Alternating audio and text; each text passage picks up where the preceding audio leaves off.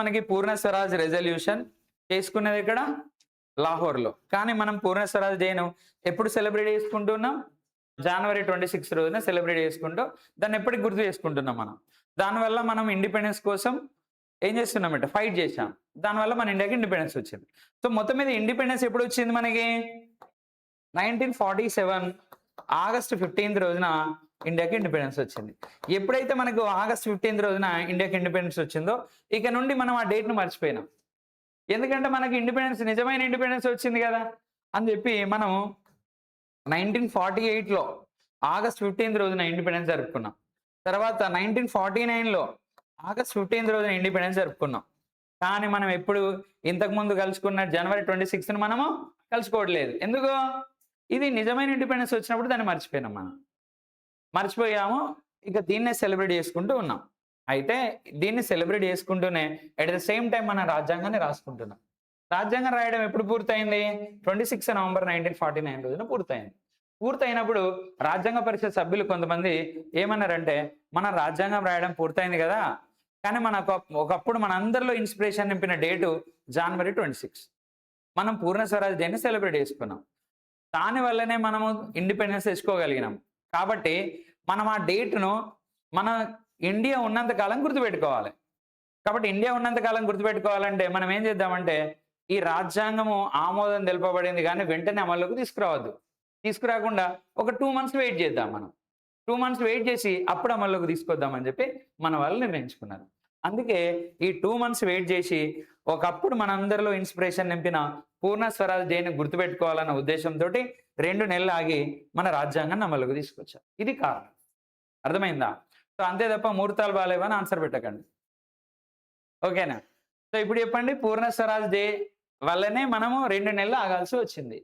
అంటే రాజ్యాంగం ఆమోదం తెలిపినప్పటికీ అమల్లోకి రావడానికి మధ్య గ్యాప్ ఎందుకు వచ్చింది అంటే మీరు ఏమైనా ఆన్సర్ చేయాలి. పూర్ణ స్వరాజ్ డేని గుర్తుపెట్టుకోవడానికి ఆ పూర్ణ స్వరాజ్ డే రోజునే మనం రాజ్యాంగాన్ని అమల్లోకి తీసుకొచ్చుకుందామని ఆ రోజున రాజ్యాంగాన్ని అమల్లోకి తీసుకొచ్చారు.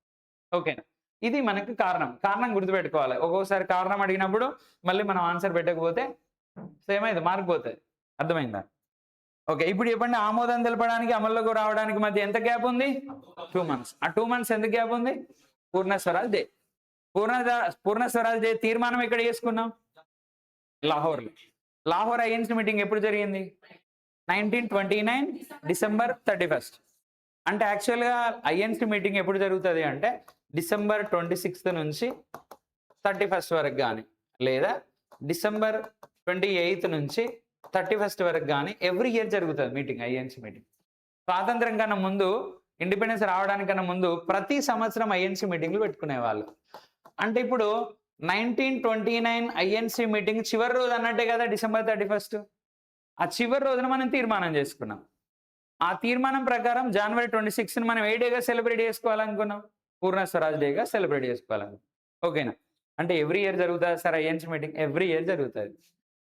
ఎవ్రీ ఇయర్ ఐఎన్సీ మీటింగ్ పెట్టుకొని మన వాళ్ళు ఏమనుకునే వాళ్ళట, మనం ఐఎన్సీ మీటింగ్లు పెట్టుకోవడం వల్లనే స్వాతంత్రం వస్తుంది అనుకునే వాళ్ళట. అందుకే ఈ ఐఎన్సీ మీటింగ్లను బాలగంగాధర తిలక్ కమెంట్ చేశాడు, క్రిటిసైజ్ చేస్తూ మాట్లాడతాడు. ఏమంటాడు?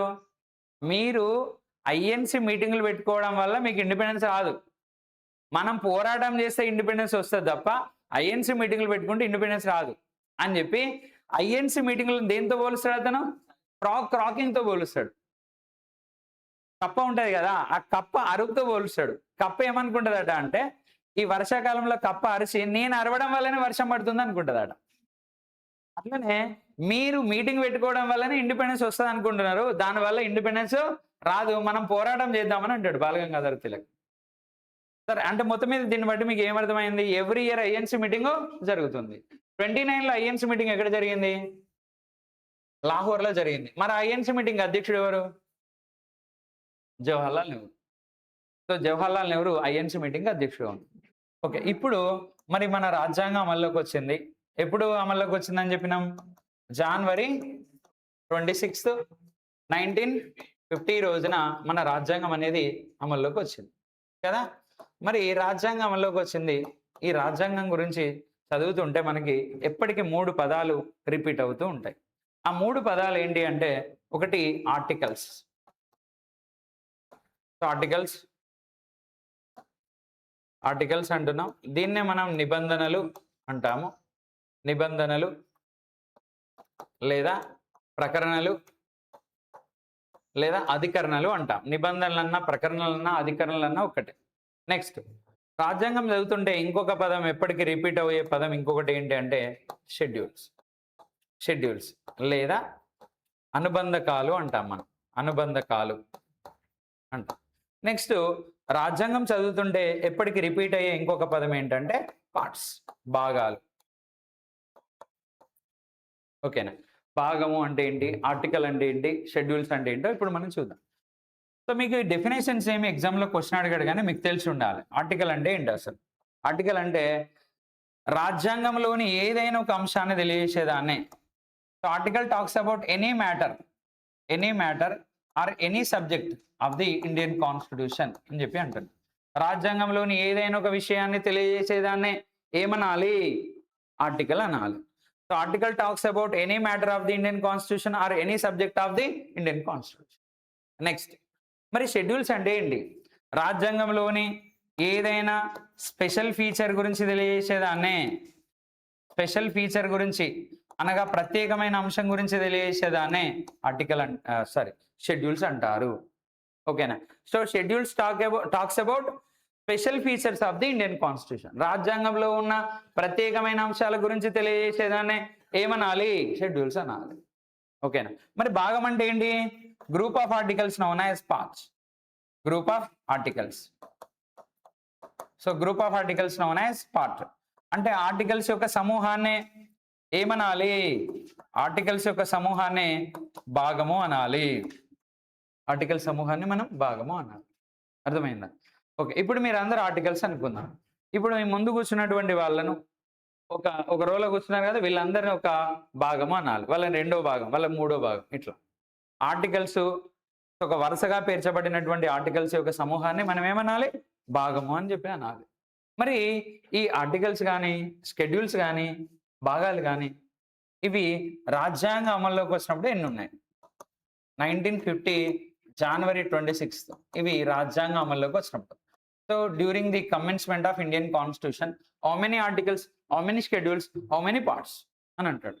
నెక్స్ట్ ఎట్ ప్రజెంట్ ప్రస్తుతము ఆర్టికల్స్ ఎన్ని, ప్రస్తుతము షెడ్యూల్స్ ఎన్ని, ప్రస్తుతము భాగాలు ఎన్ని అని అడుగుతాడు. సో క్వశ్చన్ బట్టి మనం ఆన్సర్ చేయాలి.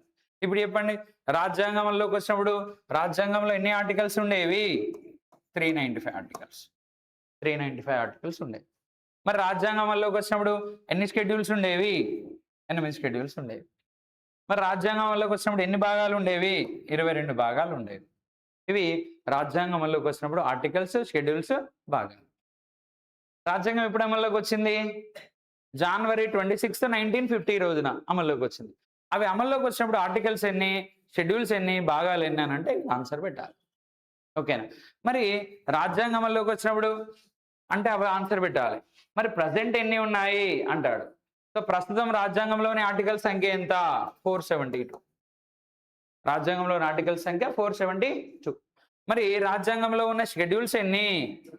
12. రాజ్యాంగంలో ఉన్న భాగాలు ఎన్ని? 25. ఇది ప్రస్తుతం. అయితే ఇందులో ఒకటి కాంట్రవర్సీ. ఆ కాంట్రవర్సీ ఏంటంటే ఇది, ప్రస్తుతం రాజ్యాంగంలో ఎన్ని ఆర్టికల్స్ ఉన్నాయి అంటే 472 అని చెప్పి మనం బోర్డు పైన రాసినాం కదా, అది కాంట్రవర్సీ. ఎందుకంటే ప్రస్తుతం ఎన్ని ఆర్టికల్స్ ఉన్నాయని మీరు గూగుల్లో సెర్చ్ చేస్తే ఒక్కొక్క వెబ్సైట్ ఒక్కొక్క రకంగా చూపెడతాయి. కొన్ని వెబ్సైట్స్ 472 చూపెడతాయి, కొన్ని 485, 480, 448 చూపెడుతున్నాయి కొన్ని వెబ్సైట్లు. అంటే ప్రస్తుతం ఎన్ని ఆర్టికల్స్ ఉన్నాయనేది ఒక క్వశ్చన్ మార్క్ అన్నట్టు. ఎందుకంటే అది ఒరిజినల్ కాన్స్టిట్యూషన్లోనే క్లియర్గా రాయబడుతుంది. ఒరిజినల్ కాన్స్టిట్యూషన్ ఎక్కడ ఉంది? పార్లమెంట్ సెంట్రల్ హాల్లో ఉంది. నేను వెళ్ళి చూసానా? పోనీ మీకు క్వశ్చన్ పేపర్ తయారు చేసే ప్రొఫెసర్ వెళ్ళి చూసిండా? ఎవరు చూడలేదు. ఎవరైనా ఎక్కడ చూసి రాసుకోవాల్సిందే? పేపర్లో వచ్చినప్పుడు పేపర్లో చూసి రాసుకోవాలి, లేదా ఏదైనా న్యూస్లో వచ్చినప్పుడు అక్కడ చూసి రాసుకోవాలి. ఓకేనా? ఒక్కటి మిస్ అయినా కానీ తప్పు అవుతుంది. అందుకే ప్రస్తుతం ఎన్ని ఆర్టికల్స్ అని ఇప్పటివరకు ఎప్పుడు క్వశ్చన్ అడగలేదు. సో ప్రస్తుతం రాజ్యాంగంలో ఎన్ని ఆర్టికల్స్ ఉన్నాయని క్వశ్చన్ అడగలేదు. ఎందుకు?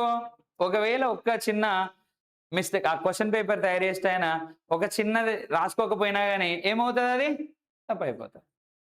కాబట్టి దాన్ని ప్రూవ్ చేయడానికి మళ్ళీ కష్టం అవుతుంది. సో అందుకే ప్రస్తుతం ఎన్ని ఆర్టికల్స్ ఉన్నాయనేది ఇప్పటివరకు క్వశ్చన్ అడగట్లేదు. కాబట్టి మీకు ఎగ్జామ్లో how many numbered articles and how many number of articles అంటాడు. హౌ మెనీ నెంబర్డ్ ఆర్టికల్స్ అంటే నెంబర్డ్ అన్నాడు. నెంబర్డ్ ఆర్టికల్స్ అంటే రాజ్యాంగం అమల్లోకి వచ్చినప్పుడు అని అర్థం. నెంబర్ ఆఫ్ ఆర్టికల్స్ అంటే ఇది గుర్తు, అంటే నెంబర్ ఆఫ్ ఆర్టికల్స్ అంటే ప్రజెంట్ అని అర్థం. హౌ మెనీ నెంబర్డ్ అని అడిగినప్పుడు 395 అని ఆన్సర్ పెట్టాలి. How many number of articles అని అడిగినప్పుడు 472. బట్ ఇది ఎప్పుడు అడగట్లేదు. ఓకేనా? సో ఇది అడుగుతున్నాడు. దీనికి 100% మనకు ప్రూఫ్స్ ఉన్నాయి, దీనికి కూడా ప్రూఫ్స్ ఉన్నాయి. కానీ దీనికి ఎందుకంటే రాజ్యాంగాన్ని సవరించిన ప్రతిసారి కొన్ని ఆర్టికల్స్ డిలీట్ కాబడుతున్నాయి, కొన్ని ఆర్టికల్స్ యాడ్ కాబడుతున్నాయి. సో కాబట్టి దాన్ని ప్రాపర్గా మనం చెప్పడానికి వీలు లేకుండా ఉన్నది. అందుకే ప్రస్తుతం ఎన్ని ఆర్టికల్స్ అనేది ఇప్పటి వరకు క్వశ్చన్ అడగలేదు. ఒకవేళ క్వశ్చన్ అడిగితే ఇది ఆన్సర్ పెట్టాను. మ్యాక్సిమం నేను అన్ని ప్రతిసారి నోట్ చేసుకునే చెప్తున్నా. ఓకేనా? సో కాబట్టి ఇవి ప్రస్తుతం అన్నప్పుడు ఇది ఆన్సర్ పెట్టాలి. అదే రాజ్యాంగం అమల్లోకి వచ్చినప్పుడు ఇది ఆన్సర్ పెట్టాలి. క్వశ్చన్ బట్టి మీరు ఆన్సర్ చేయండి. ఓకే, ఇప్పుడు చూద్దాం మనం. రాజ్యాంగం అమల్లోకి వచ్చినప్పుడు ఎన్ని భాగాలు ఉండేనంట? 22 భాగాలు ఉండేనంట. ప్రజెంట్ ఎన్ని భాగాలు ఉన్నాయి? 25 భాగాలు ఉన్నాయి. ప్రస్తుతము రాజ్యాంగంలో 25 భాగాలు ఉన్నాయి. మరి ఆ 25 భాగాలు ఎలా అయ్యాయి? 22 నుంచి 25 భాగాలు ఎలా అయ్యాయి మనం చూద్దాం. ఓకే, సో మన రాజ్యాంగం అమల్లోకి వచ్చినప్పుడు ఎన్ని భాగాలు ఉండే అని చెప్పిన నేను? 22 భాగాలు ఉండే. ప్రజెంట్ ఎన్ని అయినాయి?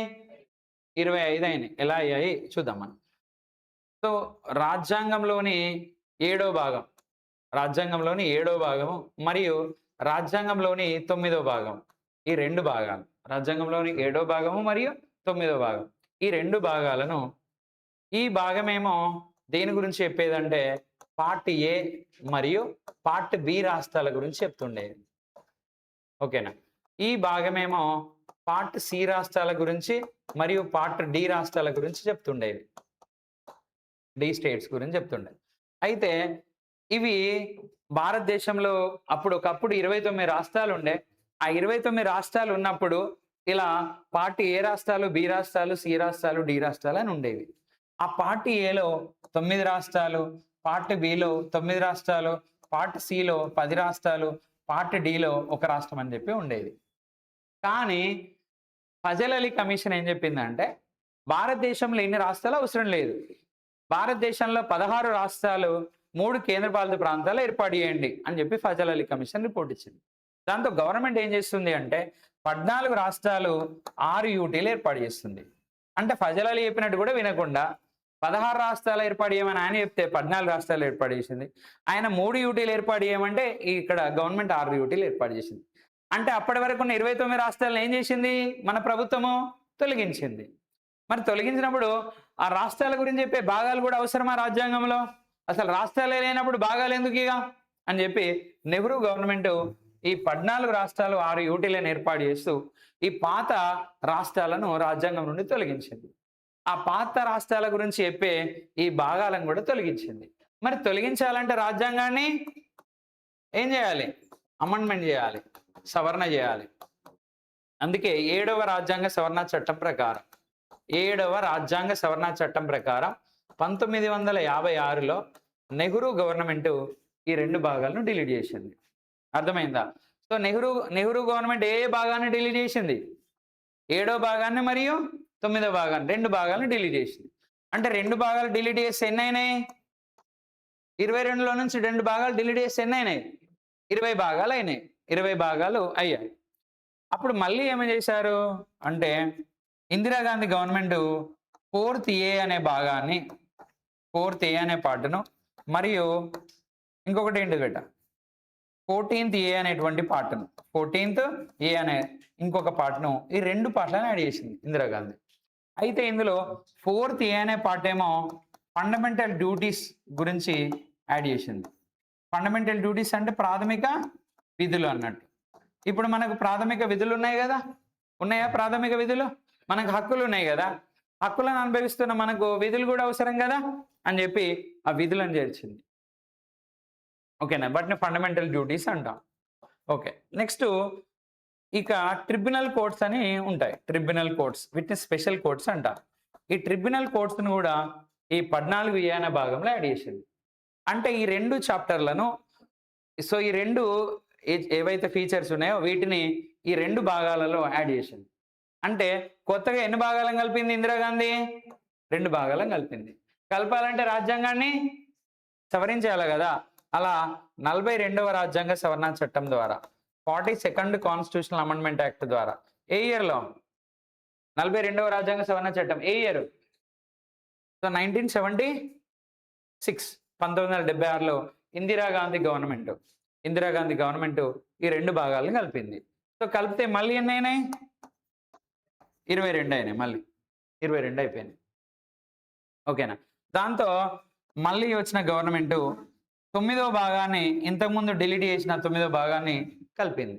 9వ భాగంలో దేన్ని కలిపింది అంటే పంచాయతీరాజ్ సిస్టాన్ని యాడ్ చేసింది. పంచాయతీరాజ్ సిస్టమ్ లేదా పంచాయతీరాజ్ వ్యవస్థ అంట.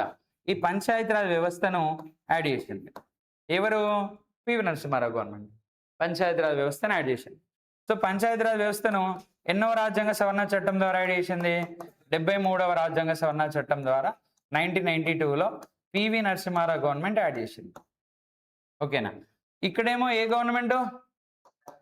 ఇందిరాగాంధీ గవర్నమెంట్. ఇక్కడేమో నెహ్రూ గవర్నమెంట్. ఓకేనా? అంటే పంచాయతీరాజ్ వ్యవస్థ రూరల్ గవర్నమెంట్స్ ను యాడ్ చేసింది పివి నరసింహారావు గవర్నమెంట్. ఇక అదే పివి నరసింహారావు గవర్నమెంట్ ఏం చేసిందంటే 9th A అనే భాగాన్ని యాడ్ చేస్తూ దానిలో మున్సిపాలిటీల గురించి యాడ్ చేసింది. సో మున్సిపాలిటీ సిస్టమ్ ను ఎన్నవ రాజ్యాంగ సవరణ చట్టం ద్వారా? 74వ రాజ్యాంగ సవరణ చట్టం ద్వారా ఏ ఇయర్లో యాడ్ చేసింది బేట? 1992లో యాడ్ చేసింది. 74వ రాజ్యాంగ సవరణ చట్టం ద్వారా 1992లోనే. ఏ గవర్నమెంట్ ఇది? పివి నరసింహారావు గవర్నమెంట్. అంటే ఒకటేమో పంచాయతీరాజ్ సిస్టమ్ గురించి, అంటే గ్రామాల గురించి, మండలాల గురించి, జిల్లాల గురించి, అక్కడ ఉండే జిల్లా పరిషత్తులు, మండల పరిషత్తులు, గ్రామ పంచాయతీల గురించి.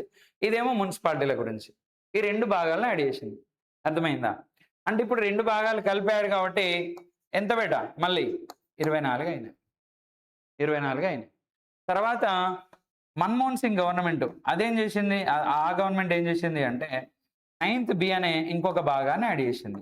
దీనిలో సహకార సంఘాలు, కోఆపరేటివ్ సొసైటీస్, తెలుగులో అయితే ఏమంటాం మనము? సహకార సంఘాలు అనే అంశాన్ని యాడ్ చేస్తూ, యాడ్ చేయాలంటే రాజ్యాంగాన్ని సవరించాలి. 97వ రాజ్యాంగ సవరణ చట్టం ద్వారా ఏ ఇయర్లో బేట? సో 2011లో. ఏ గవర్నమెంట్? మన్మోహన్ సింగ్ గవర్నమెంట్ దీన్ని యాడ్ చేసింది. అంటే ఇది కూడా కలిపితే ఎన్ని అయినాయి మనకు? 25 భాగాలు అయ్యాయి. సో ప్రస్తుతం రాజ్యాంగంలో ఉన్న భాగాల సంఖ్య ఎంత? 25. ప్రస్తుతం రాజ్యాంగంలో ఉన్న భాగాల సంఖ్య 25గా మనం చెప్తున్నాం. ఓకే, ఒక్కసారి ఫాస్ట్గా రిపీట్ చేద్దాం. మనం స్టార్టింగ్లో ఎన్ని భాగాలు ఉండే? రాజ్యాంగంలో 22 భాగాలు ఉండే. ఈ 22 భాగాల నుంచి ఏ భాగం డిలీట్ కాబట్టది? 7వ భాగము మరియు 9వ భాగం. 7వ భాగం దేని గురించి చెప్తుండే? పార్ట్ A రాష్ట్రాలు మరియు పార్ట్ B రాష్ట్రాల గురించి. సో 9వ భాగము పార్ట్ C రాష్ట్రాలు మరియు పార్ట్ D రాష్ట్రాల గురించి చెప్తుండే. అంటే ఒకప్పుడు 29 రాష్ట్రాలు ఉండే, కానీ గవర్నమెంట్ ఆ 29 రాష్ట్రాలను తీసేసి 14 రాష్ట్రాలు ఏర్పాటు చేసింది. కాబట్టి 14 రాష్ట్రాలు ఏర్పాటు చేసినప్పుడు ఈ రాష్ట్రాల గురించి అవసరం లేదు కదా అని చెప్పి ఈ రాష్ట్రాలను తీసేసినప్పుడు ఈ భాగాలను కూడా తీసేసింది. ఆ రాష్ట్రాల గురించి చెప్తున్న భాగాలను కూడా తీసేసింది. తీసేయాలంటే రాజ్యాంగాన్ని సవరించాలి అని చెప్పి 7వ రాజ్యాంగ సవరణ చట్టం ద్వారా నెహ్రూ గవర్నమెంట్ ఈ రెండు భాగాలను తొలగించింది. తర్వాత వాళ్ళ బిడ్డ అంటే నెహ్రూ వాళ్ళ కూతురు. సో నెహ్రూ వాళ్ళ కూతురు ఎవరు? ఇందిరాగాంధీ వచ్చేసి ఏం చేసిందంటే ఈ 4A అనే భాగాన్ని 4th A అనే పార్ట్ను, ఇంకొకటి 14th A అనే పార్ట్ను, ఈ రెండు పార్ట్స్ను 4th A and 14th A అనే రెండు పార్ట్స్ను కలిపింది. ఒకటి ఫండమెంటల్ డ్యూటీస్ అనే అంశాన్ని, ఇంకొకటి ట్రిబ్యునల్ కోర్ట్స్, స్పెషల్ కోర్టులు అంటాం మనం. ఈ స్పెషల్ కోర్ట్స్ అనే అంశాన్ని రెండింటిని కలిపింది. సో రెండింటిని కలపాలంటే, రెండు భాగాలు కలపాలంటే రాజ్యాంగాన్ని సవరించాలి కదా. ఏ భాగం కలపాలన్నా రాజ్యాంగాన్ని సవరించాలి. ఇవి రెండు ఒకటేసారి కలిపింది. కలిపినప్పుడు రాజ్యాంగాన్ని సవరించింది. 47వ రాజ్యాంగ సవరణ చట్టం ద్వారా ఈ రెండు భాగాలు కలిపేశారు. దాంతో 20 కాస్త ఉన్న వాటి మళ్ళీ రెండు కలిపితే 22 అయ్యాయి. తర్వాత పివి నరసింహారావు గవర్నమెంట్ 9వ భాగము 9A అనే భాగం మళ్ళీ రెండింటిని కలిపేసి. ఓకేనా. 9వ భాగం ఏమో పంచాయతీరాజ్ సిస్టమ్ గురించి చెప్తే 9A భాగం ఏమో మున్సిపాలిటీ సిస్టమ్ గురించి చెప్తుంది. ఈ 2 భాగాలు 92లో కలిపారు. 92లో కలపడానికి అతను 2 రాజ్యాంగ సవరణలు చేశాడు పివి నరసింహరావు గవర్నమెంట్. ఒకటేమో 73వ రాజ్యాంగ సవరణ, రెండవదేమో 74వ రాజ్యాంగ సవరణ. ఈ 2 రాజ్యాంగ సవరణల చట్టం వల్ల ఏమయ్యాయి ఇక్కడ? సో భాగం ఈ 2 భాగాలు కలిపితే 24 అయ్యాయి. మళ్ళీ 24కి ఇంకొక భాగం కలపడం వల్ల 25 అయ్యాయి. దీన్నేమో మన్మోహన్ సింగ్ గవర్నమెంట్ 9B అనే భాగాన్ని కలిపింది. ఇది కోఆపరేటివ్ సొసైటీస్ గురించి చెప్తుంది. సహకార సంఘాలు అంట. సరే సహకార సంఘాలు అంటే ఏంటి? అంటే కొంతమంది ఒక గ్రూప్ లాగా పెట్టుకొని ఆ గ్రూప్ ద్వారా ఫైనాన్షియల్గా ఎంపవర్మెంట్ కావడాన్ని మనం ఏమంటాం? సహకార సంఘాలు అంటాం. For example Mulkanoor milk packet చూస్తుంటారు కదా మీరు. ఆ ముల్కనూరు మిల్క్ ప్యాకెట్ మీద ఏముంటుంది? Mulkanoor women dairy cooperative society అని రాసి ఉంటుంది. ఆ ముల్కనూరు విలేజ్ చుట్టుపక్కల ఉన్నటువంటి గ్రామాలలో ఉన్న మహిళలు కలిసి ఒక ముల్కనూరు డైరీ కోఆపరేటివ్ సొసైటీని ఏర్పాటు చేసుకొని రైతుల దగ్గర నుంచి మిల్క్ను ఏంటిది ప్రొక్యూర్మెంట్ చేసి లేదా తీసుకొని దాన్ని ప్యాచరైజేషన్ చేసి పాల ప్యాకెట్స్ డైరీ ప్రోడక్ట్స్ను అమ్ముతున్నాయి. అంటే కొంతమంది మనుషులు కలిసి ఒక కోఆపరేటివ్ సొసైటీ లాగా ఏర్పాటు చేసుకొని ఆర్థికంగా బలపడడాన్ని మనం కోఆపరేటివ్ సొసైటీ అంటాం. ఒక సంఘం లాగా ఏర్పడడం అన్నాడు. సో మరి ఆ సంఘం లాగా ఏర్పడేది అంశాన్ని సహకార సంఘం అనే అంశాన్ని 97వ రాజ్యాంగ సవరణ చట్టం ద్వారా 2011లో రాజ్యాంగంలో కలిపారు. అంతకన్నా ముందు నుంచే కోఆపరేటివ్ సొసైటీలు ఉన్నాయి. కానీ ఆథరైజ్డ్గా రాజ్యాంగంలో పేర్కొనాలని చెప్పి రాజ్యాంగంలో యాడ్ చేసింది మన్మోహన్ సింగ్ గవర్నమెంట్. ఓకేనా. సో ఇదేనో భాగము 9B భాగం. మీకు ఎగ్జామ్లో క్వశ్చన్ ఎలా అడుగుతారు? రాజ్యాంగంలో చివరగా చేర్చిన భాగమే ఏది అంటాడు? 9B భాగం. ఓకేనా. రాజ్యాంగంలో 9B భాగం దేని గురించి చెప్తుంది? కోఆపరేటివ్ సొసైటీస్, సహకార సంఘాల గురించి చెప్తుంది. ఓకేనా.